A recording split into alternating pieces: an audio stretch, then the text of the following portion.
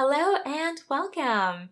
My name is Heather, I'm a registered professional counselor, and we're gonna watch Love is Blind Season 2. 8 out of 10? Really? Wait, you were 9 Jeez. out of 10 last time. Where you at? Wait, why are you 8 out of 10?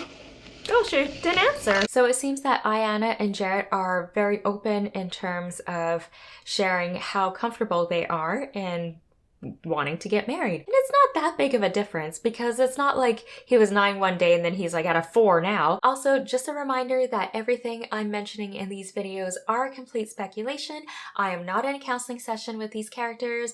I don't know them personally. It's not ethical to diagnose them from afar. The point of these videos is to use examples from the show to be able to talk about relationship concepts, psychology theories, and also communication styles and how we can improve them in our own lives. As we get closer, it's just like this shit is getting realer and realer. You're freaking out too? My biggest thing is that this is marriage. This is It's the huge. rest of our lives. But again, for someone who might be anxiously attached or who have insecurities, going from a 9 to an 8 might feel like it's going from a 9 to a 4. So she's wondering like, oh, okay, well, what happened? What did I do wrong? Is there something that we need to fix? What's going on? And so she's wanting some more clarification on why he's dropped down to an 8 now.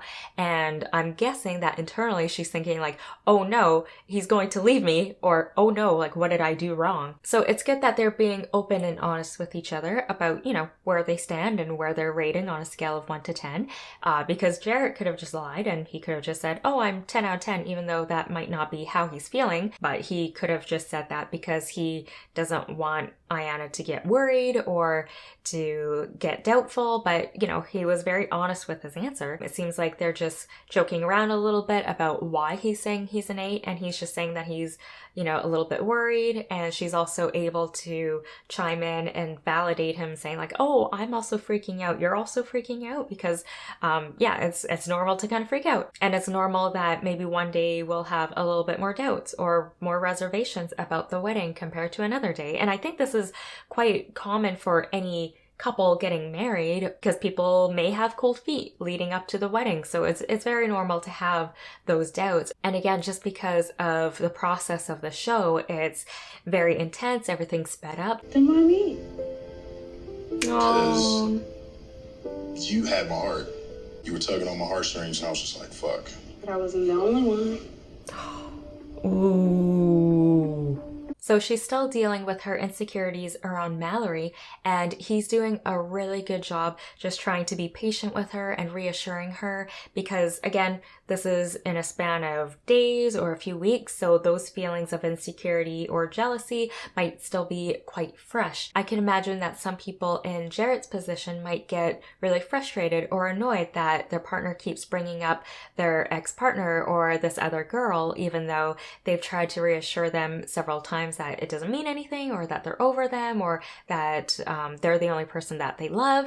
And I think he's doing a really great job just reassuring her again and just being really calm and being really patient. And then that way, this can help her build that self-esteem, that confidence, and that reassurance that she needs to really trust him and his word that, she's the only one for him. And also maybe the fact that he said that he was 8 out of 10 has triggered her to think about like, oh, well, is he thinking of Mallory instead? Or is he thinking that he would be happier with her? And that's why he's only an 8 out of 10 instead of a 9 out of 10. And so maybe she's also getting triggered by that. And she just automatically assumes it's because he's thinking about Mallory. And we can see that this is a reoccurring pattern, that anytime she gets a little bit insecure or anytime she gets triggered or reminded of his exes, like we saw this when she went through his things and he had gifts from exes and other conversations around exes, that she immediately brings it back to Mallory because, again, that's the most recent event that she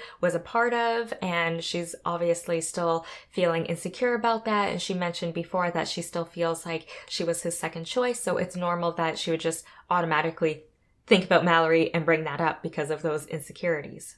Before I forget, make sure to give this video a thumbs up and also subscribe to help support this channel. You're the only one now. Oh, good. Good answer. We just have to trust in each other's word. That's hard for me though. And it might just take time for her to work through it, and she might actually feel a bit better once they actually get married. Maybe that pressure and those worries of those doubts of him choosing the wrong person or feeling like she's the second choice will go away once they actually get married. And I'm not asking you to be home by like 1 o'clock or something. Like, just be home by like 3. 3? 3 is late. 3 is late. So I'm does not that mean meeting that he my comes back at like needs, and 5 I'm not meeting a.m.? your needs, and I'm scared of making the wrong choice. So this is a great example of open, clear communication. There's a lot of I statements. She's being vulnerable. She's being very clear with how she's feeling. Of course, she's still feeling insecure, and it doesn't help that he's out super late. And she's trying to find ways to compromise by saying like, oh, it's not like I'm asking you to come home at 1 a.m. I'm just saying come home maybe at 3 a.m. So is he out? Like, how late is he staying? Is he out until like 6 a.m. or 5 a.m.? Because I'm pretty sure they ain't serving tacos at like 4 a.m. So like, what are you doing out so late? What do you think is a reasonable time for your partner to come home? Is it 1 a.m.? Is it 3 a.m.? Is it 5 a.m.? Do you not care? Let us know in the comments below. I can't continue to live a single man's life as a married man. I'm glad you recognize it. Yes, I'm glad he that's- recognizes that I would too. be a fool to think that I can still do that. So it's good he knows he needs to change, and he recognizes that he needs to make some adjustments to his social life. And again, Iyanna isn't saying that he can't go out with his friends or he needs to go out less or anything like that. She's trying to compromise by saying, okay, well, maybe you could come back home a bit earlier at a reasonable time that we could agree upon. I feel like 1 o'clock is still kind of late though for a husband to be going out, but maybe that's just me. And it's good that he knows that he needs to make some changes and that he recognizes that. And so maybe it will help if they do talk about what those changes looks like.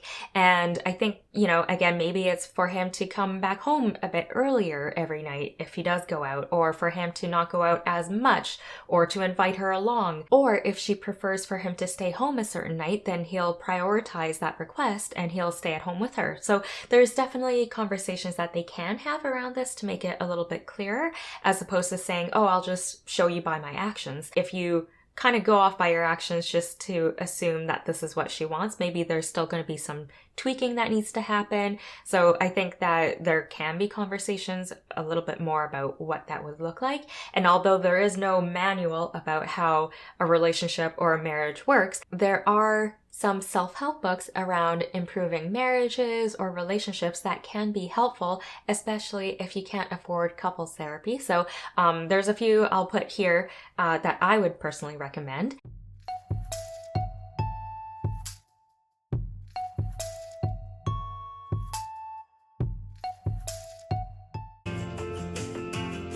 I need reassurance. I need you to make some adjustments. And I think that's it. What you need? I need you to trust me that I'm gonna do these things.